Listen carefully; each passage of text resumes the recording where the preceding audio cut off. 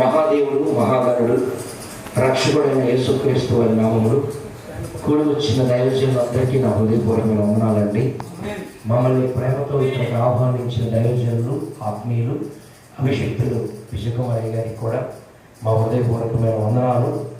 నిజంగా దూర ప్రాంతమే, ఇంచుమించు మాకు వచ్చేసరికి 120 కిలోమీటర్ల ప్రాంతం ఇక్కడికి. దూరం అయినప్పటికి కూడా పొద్దున్న ఎండలేదు కదా, అందుకు హ్యాపీ అనిపించింది.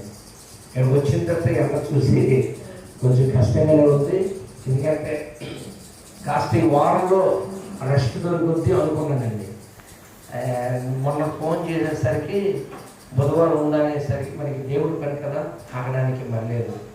మళ్ళీ ఇప్పుడు ఫోన్ వచ్చింది, రేపు సాయంత్రం కూడా తన దగ్గర మీటింగ్ ఉందని.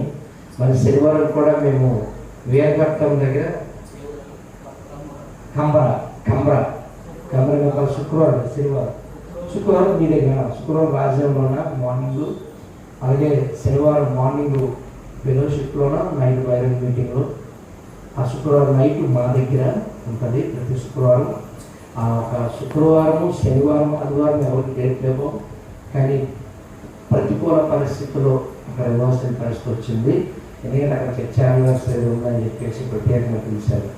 అయితే మహాదేవుని దయ చెప్పుకోదానికి గొప్ప వ్యక్తే నీకు కాదు. చాలామంది అంటారు కదండి, నీ అంత గొప్పవాడిని కాదు, నేను తక్కువైన వాడిని.